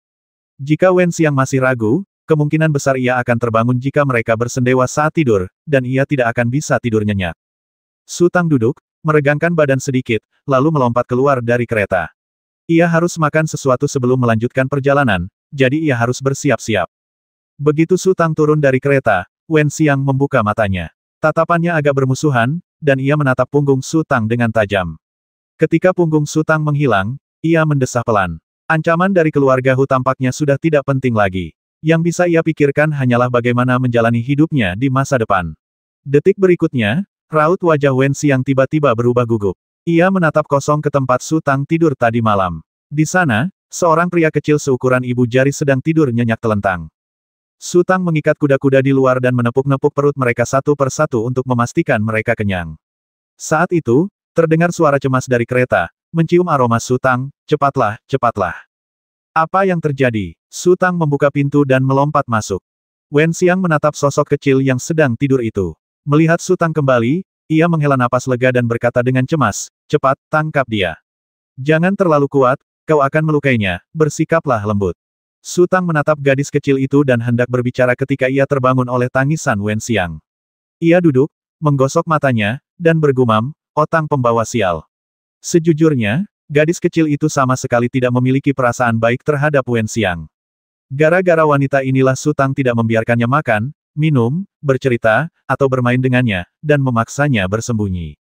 Ia tidak akan menyimpan dendam terhadap Su Tang, dan tentu saja melampiaskan semua kebenciannya kepada Wen Xiang. Hah, apa? Dia bisa bicara. Mata Wen Xiang hampir melotot cepat, dia mau lari, apa kau bodoh? Tangkap dia. Bu, aku lapar sekali. Si kecil tak peduli mencium aromanya, mendongak dan bertingkah genit pada Su Tang. Baunya benar-benar membuatnya ketakutan, dan dia menatap kosong ke arah benda kecil itu. Baiklah, tunggu sebentar, aku akan keluar dan membersihkan dulu, kata Su Tang lembut. Oh, si kecil berpikir sejenak lalu berkata, Bu, aku perlu melihat. Kau masih tahu caranya bersikap sombong. Su Tang geli, tetapi ia tetap mengeluarkan cermin bundar kecil dari bungkusnya dan meletakkannya secara diagonal di sudut. Si kecil langsung berlari ke cermin dan mulai berpose dengan gembira. Su Tang melompat keluar dari kereta dan berkemas sebentar. Kereta siap berangkat kapan saja. Ia kembali ke kereta. Pada saat ini, ekspresi Wen Xiang telah pulih. Ia menatap Su Tang, lalu Xiao Bitian, dan bertanya dengan lemah, Su Tang, apakah kau, laki-laki atau perempuan? Omong kosong. Su Tang kesal saat itu, kamu mau mencobanya atau apa? Lalu dia, ada apa dengannya? Wen Xiang rela mengorbankan nyawanya untuk melindungi seni hidup dan mati. Baru kemarin, ia mencoba mewariskan seni hidup dan mati kepada Su Tang, dan Su Tang tidak ingin menyembunyikan apapun lagi, jadi ia membiarkan Xiao Butian muncul. Dia adalah benih pohon takdir. Su Tang menceritakan secara singkat apa yang terjadi setengah tahun yang lalu. Namun, ia tidak menceritakan asal mula ikatan antara dirinya dan Xiao Butian. Pertama, Wen Xiang mungkin tidak mengerti, dan kedua, ia tidak ingin Wen Xiang menganggapnya monster. Ekspresi Wen Xiang terus berubah saat Su Tang melanjutkan ceritanya. Setelah beberapa saat, ia bertanya dengan susah payah, jadi, kau mewarisi semua sumber kehidupan. Seharusnya begitu. Aku tidak sepenuhnya sadar saat itu. Namun, dengan luka seperti itu, bahkan jika kau ada di sisiku, kau mungkin tidak akan bisa menyelamatkanku. Aku bisa melihatmu hidup sekarang, berkat dia. Kau tahu aku tidak ada, tapi kau masih berani bertindak seperti itu. Tegur Wen Xiang. Su Tang tersenyum. Ia tidak bercanda. Jika waktu bisa diputar kembali dan kejadian itu terulang kembali, tekadnya pasti akan lebih kuat dari sebelumnya, karena kini ia benar-benar menganggap si kecil itu sebagai saudaranya sendiri. Saat itu, si kecil masih duduk di depan cermin bundar, mengoceh dan mengagumi dirinya sendiri. Saat ia mencium aromanya dan menatap si kecil, raut wajahnya semakin lembut. Ia hampir tak bisa menolak pria kecil nan manis yang memiliki ikatan batin dengan Su Tang ini. Su Tang menemukan tutup cangkir teh dari bungkusan itu, yang ternyata adalah kotak makan siang kecil. Ia menuangkan air dari kantong air, mengeluarkan pil peiling, menghancurkannya, menaburkannya ke dalam air, mengambil ranting-ranting yang patah, dan mengaduknya dengan hati-hati. Anak kecil, jangan sombong begitu. Su Tang mengetuk tutup cangkir teh dengan ranting. Si kecil langsung terbang gembira, berbaring di tepi tutupnya, dan meneguk air ramuan itu sambil menyeruput. Aku tidak menyangka kamu punya sisi perhatian seperti itu. Wen Xiang menggelengkan kepalanya sedikit, tetapi senyumnya luar biasa lembut. Kau tidak tahu, makhluk kecil ini sulit dilayani, Su Tang mendesah. Seperti dugaannya, si kecil segera menghabiskan ramuan itu, mendongak dan berseru, Bu, aku mau minum anggur. Minum langsung setelah buka mata. Su Tang mengerutkan kening. Tunggu sampai malam ini. Oh, penolakan permintaannya sudah biasa bagi si kecil. Ia menanggapi dengan acuh tak acuh dan kembali ke cermin bundar. Kamu bisa minum. Wen Xiang terkejut, lalu berkata kepada Su Tang, pelankan suaramu, jangan membuatnya takut. Su Tang mengambil panekuk dari samping dan menyerahkannya kepada Wen Xiang. Bisakah saya makan sesuatu hari ini? Belum, saya mengalami luka dalam, kata Wen Xiang. Lupakan saja. Su Tang menyingkirkan panekuknya dan bertanya, sekarang sudah pagi, apa kamu perlu ke kamar mandi? Wajah Wen Xiang memerah, lalu ia menggelengkan kepala dan mengalihkan pandangan. Ekspresinya jauh lebih baik daripada kemarin, setidaknya ia tidak berteriak atau menjerit meminta perang. Wanita biasanya seperti ini, mereka tidak terbiasa dengan hal itu pada awalnya, tetapi menjadi terbiasa pada saat kedua kalinya. Su Tang mengeluarkan wuhua juding dan memberikannya kepada Wen Xiang, lalu memintanya minum beberapa teguk air. Ia mengambil panekuk itu, menggigitnya beberapa kali, lalu melompat keluar dari kereta. Mengemudikan kereta ke utara, Su Tang dan Wen Xiang membuat keputusan yang tepat. Setelah para tetua keluarga Hu mengetahui bahwa rombongan telah terbasmi dan Wen Xiang melarikan diri, mereka segera mencari di sekitar lokasi kejadian, selatan, timur, dan barat, tetapi mereka tidak akan kembali ke utara. Ini adalah titik buta dalam penalaran logis. Perjalanan berjalan aman dan lancar. Pada hari kelima, Su Tang melihat 3 kelompok yang terdiri dari ratusan prajurit. Mereka berlari dari arah kota Beifeng dan bergegas ke selatan. Jelas terlihat bahwa keluarga Hu sedang berusaha mengerahkan seluruh kekuatan mereka. Saat ini, Su Tang sedang tidak terburu-buru dan santai. Terlalu cepat mungkin akan menimbulkan masalah yang tidak perlu. Selama beberapa hari, perasaan antara Su Tang dan Wen Xiang semakin mendalam. Beberapa hal terjadi secara alami. Dengan Su Tang yang melayani Wen Xiang sekali atau 2 kali sehari, rasa malu di hati Wen Xiang perlahan memudar, digantikan oleh rasa keterikatan yang kuat. Pada hari ke-7, kereta berhenti di depan sebuah hutan. Su Tang turun dan menemukan sebuah desa. Ia bertanya kepada penduduk setempat dan mengetahui bahwa Yizipo tidak jauh, hanya sekitar 30 km jauhnya. Namun, hari sudah mulai malam dan tidak ada jalan untuk menemukan jalan. Ia memutuskan untuk beristirahat semalam terlebih dahulu. Saya kembali ke kereta dan melompat ke dalamnya, tetapi mendapati suasananya agak aneh. Wen Xiang dan Xiao Bitian saling menatap, dan mereka benar-benar saling menatap. Ada apa? Tanya Su Tangqi. Wen Xiang dan Xiao Bitian sudah sangat akrab beberapa hari terakhir ini. Saat ia mengemudikan mobil, ia sering mendengar suara tawa dari dalam mobil. Lagi pula, Wen Xiang adalah wanita yang kuat, dan mustahil baginya untuk bertengkar dengan Xiao Bitian.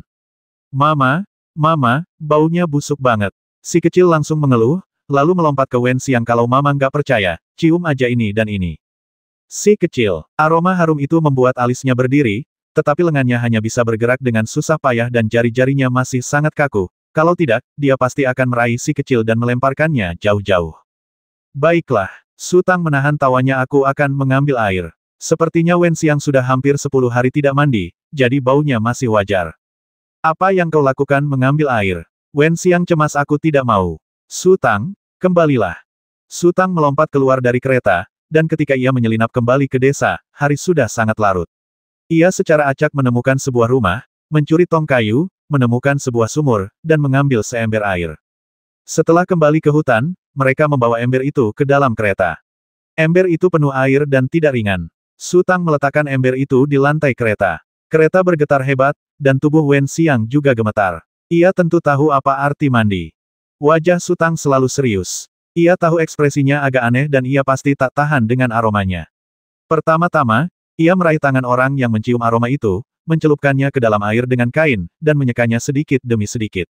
Kemudian, ia melepas sepatu bot yang tercium aroma itu dan menyeka kakinya hingga bersih.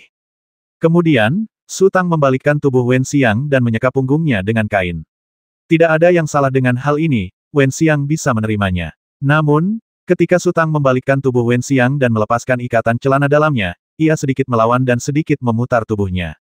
Su Tang mengendalikan ekspresinya dengan sangat baik.